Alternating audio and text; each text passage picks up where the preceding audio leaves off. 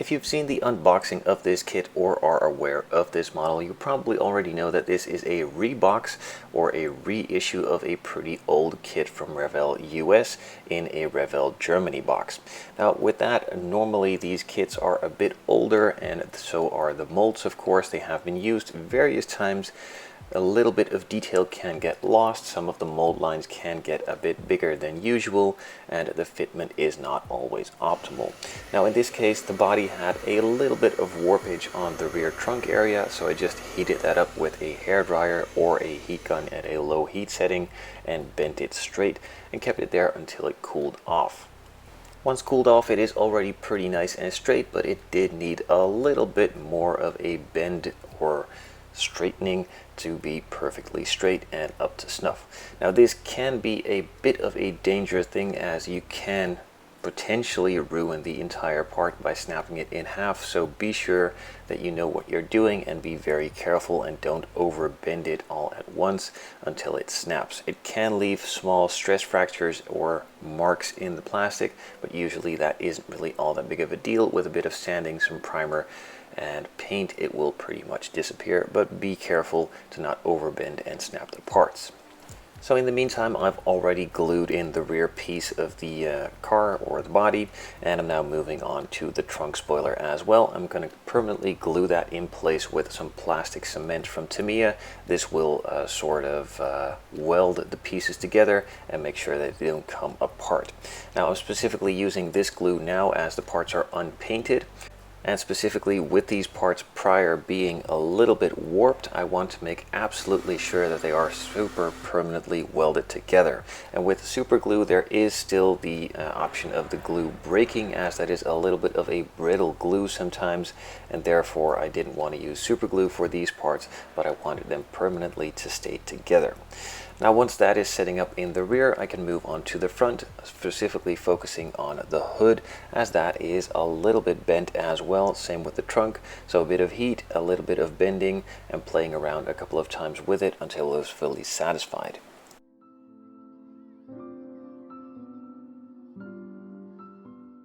After the hood was straightened as well, I could move on to focus my attention on fitting the actual nose. Now it didn't really fit whatsoever right out of the box, so I needed to adjust it here and there. Pretty much on every single side, both on the body and on the nose piece itself. It needed a lot of adjustments, took about 30 to 40 minutes, but once it was completed after many test fits, it could also be glued in place permanently. And while the glue is setting up there, I'm going to go back to the rear and also some of the other parts that I wanted to adjust. Now I'm not going to build this one stock out of the box. I want to give it a bit of a custom Pro Touring look and therefore change some parts here and there, but not too drastically. The spoiler itself didn't really look all that nice and needed to be filed down and also shortened a little bit to flow a lot nicer with the body lines, and I wanted to remove all of the side markers on 4 corners and therefore just sanded those off. And then to move on to the door handles. These are pretty nice out of the box. They have nice details on them, but I wanted to have them in a sort of flush mounted custom look, painted in body color but still be there, but just look a lot more modern. So what I did is I just scribed around it while the part was still sticking out with a Panelline scriber to create that panel line, marked it off with a permanent marker, and sanded off the raised edges, or the raised part, in this case the full door handle, until it was just left with a smooth finish flush to the door, but still you could see the panel line of this door handle now still being here, but with a more modern look. I then also focused my attention a little bit on the spoiler again, just to make that flow in a bit better. And once that was completed, I could move my attention to the hood to make that fit nice and flush with the front nose. With the hood taken care of, I could move my attention again to the nose piece. The glue has now fully set up, so I could make that nice and flush with the rest of the fenders as well. I added a bit of black permanent marker there to act as a guide coat, and could then start sanding and filing away until it was nice and flush with the front fender.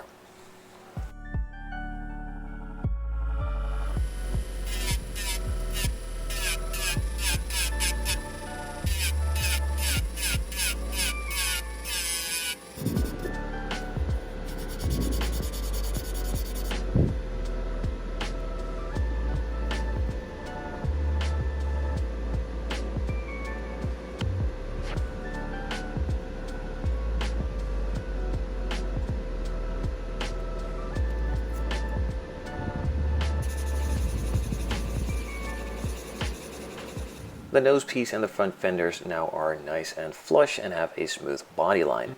But the only problem is that I pretty much removed the entire panel line that was there, and I still wanted to keep that body line as the nice and classic look had it before. So I used some panel line tape, so to speak, from DSPIAE. You simply just put it in place where you want the panel line to be and carefully start scribing along it. This tape is a sort of rigid plastic tape that really nicely lets your scriber just glide along it and make sure that you don't shoot out and create unnecessary work and scratches for yourself. Once that was taken care of, the rest of the body work could quickly be done as well, scribing out some of the panel lines to make them a bit deeper and also sanding the entire body down with a 600 grit. After all of the modifications and preparations to the body had been completed, I move it into the spray booth and start applying primer. Now, since I made a couple of changes here and there and removed some of the molded in parts from the body, and I didn't really want them to come back after a couple coats of paint, I wanted to be absolutely sure that this was sealed in and stayed perfectly smooth as it was. So for that, I'm using a 2K black primer from Splash. Just to seal it all in, I applied 3 coats, followed the instructions from Splash, a first light coat, then a couple of wet coats, waiting about 5 to 10 minutes in between and letting it sit and cure for at least 4 hours before moving on to the next stage. In my case, I just let it sit for a couple of days and got back to it once it was fully cured to sand out some more imperfections that were still there from all of the modifications with a 600 grit.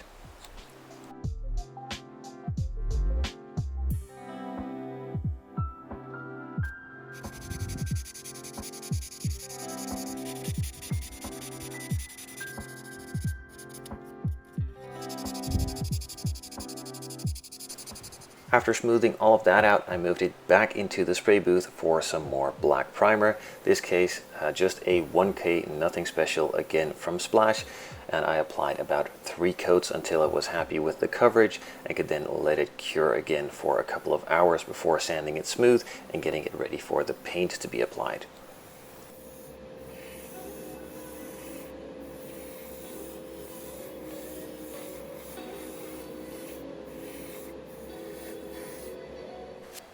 Three coats and a couple of hours later, the primer has fully cured. There is a little bit of a rough finish and I wanted to get it as smooth as I could, so I took out some 3000 grit sanding sponges and went to town on the entire body, removing all of the orange peel and a little bit of a rough spot that was in there, cleaned all of the dust off, moved it into the spray booth and started applying the color.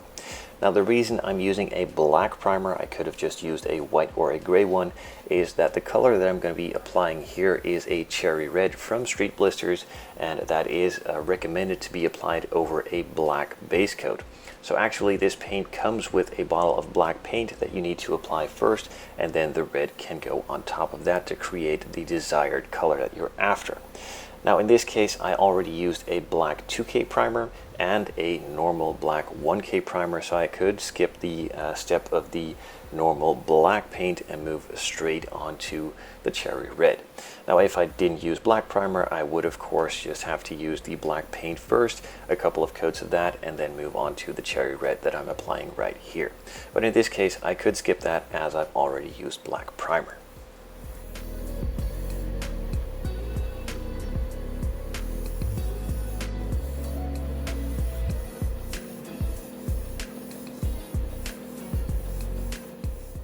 With the first coat now being applied, it is already covering pretty nicely. I let it sit and cure for about 10 minutes before I moved on to the second coat.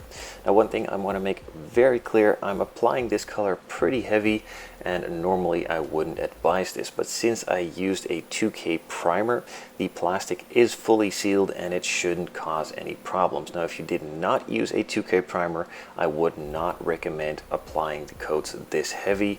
Just rather apply 4 or 5 thinner coats than 3 pretty thick coats to get the coverage really quickly. So in this case, the 2K primer sealed the body and the plastic, and this shouldn't be doing any harm to the plastic whatsoever. But if you did not use a 2K primer, I would not recommend applying it this heavy. Now in the meantime, I've already applied the second coat, let it cure for another 10 minutes and moved on to the third and final coat. Again, a pretty heavy coat to achieve the full final coverage before I'm going to set it aside for a couple of hours or at least overnight, and then apply the decals for the stripes and go over it with a clear coat. But for now, that's it on this part. I'm going to set the body to cure overnight, like I said, and move on to the stripes and the rest of the body work in the next painting video. But in the meantime, I will probably get to work on the interior.